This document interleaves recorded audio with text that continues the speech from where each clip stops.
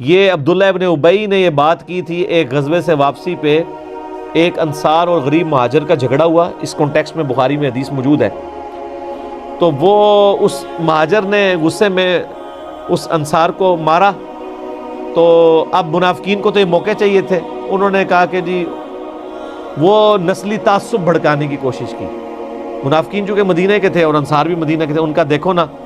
ہماری بلی ہمیں میوں، ہمارے ٹکڑوں پہ پلنے والے، اور آج یہ حالت ہے یہ ہمیں مار رہے ہیں، تو اب ہم مدینہ جائیں گے نا تو ہم وہاں سے ان ذلیلوں کو باہر نکالیں گے۔ اب وہ ذلیل ان کو کہہ رہے تھے، نبی علیہ السلام کو، صحابہ کو، یہ تو کلمات کفر ہے۔ کہنے والا کون؟ عبداللہ ابن ابی، لیکن اوپر سے کلمہ پڑھا ہے اور آ رہے جہاد سے واپس ہیں، جہاد کر کے آ رہے ہیں۔ یہ کلمات سیدنا زید ابن ارقم نے سن لیے، انہوں نے نبی علیہ السلام کو آ کے بتایا کہ یہ بکواس کی ہے عبداللہ ابن ابی نے، آج تو اس کی منافقت کھل کے سامنے آ گئی ہے۔ حضرت عمر فاروق رضی اللہ تعالیٰ نے کہا یا رسول اللہ اجازت دیں، اس کا میں گلا کاٹ دوں۔ آپ فرمایا چھوڑ دو، ورنہ لوگ کہیں گے یہ اپنے اصحاب کو قتل کرواتا ہے۔ عبداللہ ابن ابی کو بھی نبی علیہ السلام نے صحابی کہا ہے قانوناً، کلمہ گو تو تھا۔ آپ کے مولوی جو ہے نا کلمہ گو، دوسرے فرقے کے لوگوں کو مسلمان ماننے کے لیے تیار نہیں ہے۔ یہ صرف فرق دیکھ لیں آپ، یہ میں آپ کو کمپیریزن کروا رہا ہوں۔ اور نبی علیہ السلام کلمے کا اتنا احترام کر رہے ہیں کہ صراحتاً گستاخیاں دیکھ کے بھی صرف ظاہری کلمے کا احترام کر رہے ہیں، اور یہاں پہ مولوی آپ کو خود سے پہلے گستاخ رسول ڈکلیئر کرتے ہیں، پھر آپ کے کفر کے فتوے چڑھاتے ہیں، پھر آپ کے قتل کے فتوے جاری کر دیتے ہیں۔ تو زید ابن ارقم کو نبی علیہ السلام نے جب ان کی شکایت سنی، عبداللہ ابن ابی کو بلوا لیا، تو ظاہر منافقین تو آپ پڑھ چکے ہیں، انہوں نے جھوٹ ہی بولنا تھا، اس نے انکار کر دیا۔ اس نے کہا جی یہ لڑکا جھوٹ بول رہا ہے، منڈے نے جھوٹ مارا ہے، ایسی گل تو ہو سکتا ہے یا رسول اللہ سے کریے۔ تو آپ علیہ السلام نے پھر خاموشی اختیار کر لی۔ تو زید ابن ارقم کہتے ہیں مجھے بڑا دکھ ہوا اس بات کا کہ میں نے تو خود بات سنی ہوئی تھی، اور حتیٰ کہ یہ حالت ہوگی کہ صحابہ کرام میں بھی چیمہ گوئی شروع ہوگی کہ یہ جو ہے لڑکا ہے نا منڈا کھنڈا، یہ لڑائی کرواؤ سی کولوں ہی گال بنا کے، کیونکہ نبی علیہ السلام نے بہانہ جو قبول کر لیا اس کا، اب کوئی مطلب وہ ویڈیو ریکارڈنگ تو ہے نہیں تھی، اور علم غیب تو ہے ہی نہیں تھا نا، وہ تو بعد میں پیدا ہوا ہے نا۔ سر علم غیب کے جو جعلی عقیدہ ہے جو بنایا ہوا ہے، ایک تو وہ ہے جو اللہ وحی کے ذریعے بتایا، وہ تو ٹھیک ہے، جو باقی بنایا ہوا ہے یہ تو بعد کی پیداوار ہے نا، ورنہ تو صحابہ کرام کہتے ہیں یا رسول اللہ وسلم آپ علم غیب ہے آپ خود ہی بتا دینا۔ تو پھر حضرت زید ابن ارقم اتنے پریشان ہوئے اور پھر اللہ سے دعائیں کر رہے ہیں کہ یا اللہ تو ہی اپنے نبی کو خبر دے دے۔ تو صحیح بخاری میں آتا ہے کہ یہ پھر آیات نازل ہوگی کہ انہوں نے یہ بات کی ہے، اور سیم وہ جملہ جو عبداللہ ابن ابی نے بولا تھا نا، تو وہ یہی بولا تھا لَإِن رَجَعْنَا إِلَى الْمَدِينَةِ لَيُخْرِجَنَّ الْأَعَزُّ مِنْهَا الْأَذَلَّ۔ پھر تو ظاہر قرآن بچنا تھا، لیکن نبی اسلام فرمایا چھوڑو، درگزر کرو،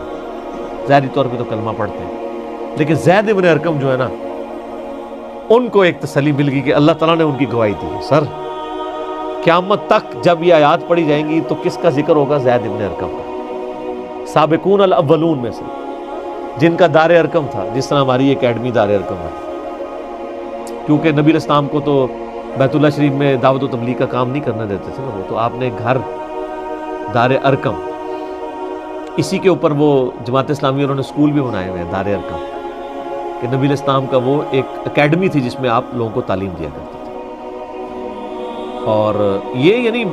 سینئر صحابہ میں سے ایک تو شروع میں مسلمان ہوئے اور آخر میں فوت ہونے والے مسلمانوں میں سے۔ غدیر خم کی حدیث بھی سر زید ابن ارقم نے روایت کی ہے، صحیح مسلم کی، قرآن اور اہل بیت۔ اور جو جامعہ ترمذی میں حدیث ہے کہ پہلا شخص جو اسلام لایا وہ علی ابن ابی طالب ہے، وہ اس حدیث کے راوی بھی زید ابن ارقم ہے، ٹھیک ہو گیا۔ اور پھر جنگ صفین کے موقع پہ جب مولا علی نے صحابہ کرام کو کھڑے کر کے غدیر خم کی حدیث سنائی، اور پھر کہا کہ نبی علیہ السلام نے یہ بھی فرمایا تھا کہ من کنت مولاہ فہذا علی مولاہ، تو 24 صحابہ نے وہاں گواہی دی۔ ایک بندہ کہتا ہے کہ میں وہاں سے اٹھا،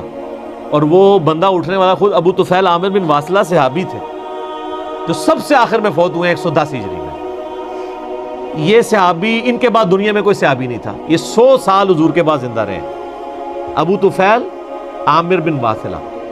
حضرت علی کے شیعہ میں سے تھے، جنگ جمل صفین نہروان میں بھی رہے اور اس جنگوں کے بھی تقریباً 60-70 سال کے بعد فوت ہوئے، اور ان کی حدیثیں نبی علیہ السلام سے بھی ہیں اور حضرت علی علیہ السلام سے بھی ہیں، یعنی ڈائریکٹ، چونکہ یہ کہتے ہیں میں بہت چھوٹا تھا جب میں نے نبی علیہ السلام کو دیکھا تھا، 7-8 سال کا۔ تو ابو طفیل بن عامر بن واثلہ کہتے ہیں میں یعنی اٹھا، یہ میں نے سارے کربلا اور ریسرچ میں ڈالی ہوئی حدیثیں، سنن نسائی الکبریٰ سے، مسند احمد سے، ابن ابی عاصم کی کتاب السنہ سے۔ تو کہتے ہیں جب میں نے حضرت علی کے بارے میں یہ سنا نا، من کنت مولا فہذا علی مولا، تو غدیر خم پہ تو مطلب یہ موجود نہیں تھے ابو طفیل، تو کہتے ہیں میں وہاں سے اٹھا، میرے دل میں کچھ کلک تھا، تو میں نا زید ابن ارقم کے پاس آیا کہ آپ سینئر صحابی ہیں، آپ بتائیں کیا نبی علیہ السلام نے یہ فرمایا تھا؟ تو زید بن ارقم تو پہلے تیار بیٹھے ہوئے ہیں، ان کا مجھے چند باتیں یاد ہیں، ان میں سے یہی ہے کہ آپ علیہ السلام نے خم نامی گاؤں میں ہمیں اپنی وفات سے 1.5-2 مہینے پہلے خطبہ دیتے ہوئے کہا تھا، اپنے بعد 2 بھاری چیزیں چھوڑ کے جا رہا ہوں، ان میں سے پہلی چیز اللہ کی کتاب ہے، اس میں ہدایت ہے، اس میں نور ہے، اس کو پکڑو، اپنا تعلق اس کے ساتھ مضبوط کرو، اللہ کی کتاب اللہ کی رسی ہے، جو اسے پکڑے گا ہدایت پہ ہوگا، جو چھوڑ دے گا گمراہ ہو جائے گا۔ دوسری بھاری چیز میرے اہل بیت ہیں، اور میں تمہیں اللہ کا خوف دلاتا ہوں اہل بیت کے معاملے میں، 3 دفعہ فرمایا تھا۔ اور پھر آپ علیہ السلام نے مولا علی کا ہاتھ وہاں پہ پکڑ کے صحابہ میں یوں بلند کیا اور کہا من کنت مولا فہذا علی مولا، جس کا مولا میں اس کا مولا علی، اے اللہ اس سے محبت رکھ جو علی سے محبت رکھے، اس سے دشمنی رکھ جو علی سے دشمنی رکھے۔ تو یہ ہے زید بن ارقم۔ مزید کچھ عرض کر دیں زید بن ارقم کے بارے میں؟ اسی حدیث کے کانٹیکسٹ میں نا جو میں بتا رہا ہوں، امام بخاری نا اسی سورت المنافقون کی آیت نمبر 8 جو ہم پڑھ رہے ہیں، اس کے کانٹیکسٹ میں یہ پوری حدیث لے کے آئے ہیں کہ زید بن ارقم نے وہ عبداللہ ابن ابی کی بات سن لی تھی، نبی علیہ السلام کو بتایا تو عبداللہ ابن ابی نے جھوٹی قسم کھا لی، پھر آیات نازل ہوئی۔ پھر امام بخاری ساتھ ایک اور حدیث لے کے آئے ہیں، اس میں الفاظ ہیں کہ جب واقعہ ہرہ ہوا، یعنی یزید نے چڑھائی کر کے مدینہ شریف کو پامال کیا، کئی صحابہ اور تابعین کو قتل کیا، ان کی عورتوں کے ساتھ برائی والا معاملہ ہوا جو کچھ، کیونکہ شہادت حسین علیہ السلام کے بعد اہل مدینہ نے یزید کی بیعت توڑ دی تھی کہ اب تو کوئی جواز ہی نہیں رہا کہ تم نے یعنی نواس رسول کو قتل کر دیا ہے، ان کے ساتھیوں کو، کہ ہم تمہیں امیر المومنین مانیں۔ پھر یزید نے فوج بھیجی تاکہ اہل مدینہ کو دوبارہ بیعت میں وعدہ کیا جائے، نہیں تو ان کو قتل کیا جائے، اور وہی ہوا، وہ بیعت تو نہیں کی، تو اس نے مدینہ 3 دن کے لیے حلال کیا اپنی فوجوں پہ، انہوں نے جس طرح ظلم کیا، واقعہ ہرہ۔ تو بخاری میں وہ حدیث اسی موقع پہ ہے کہ واقعہ ہرہ کے موقع پر انس ابن مالک کہتے ہیں کہ میں بڑا غمگین تھا۔ انس ابن مالک کون؟ 93 ہجری میں فوت ہوئے ہیں، نبی علیہ السلام کے بعد 82 سال زندہ رہے ہیں، اور 10 سال حضور کو وضو کروانے والے، حضور کے بچوں کی جگہ، انس ابن مالک۔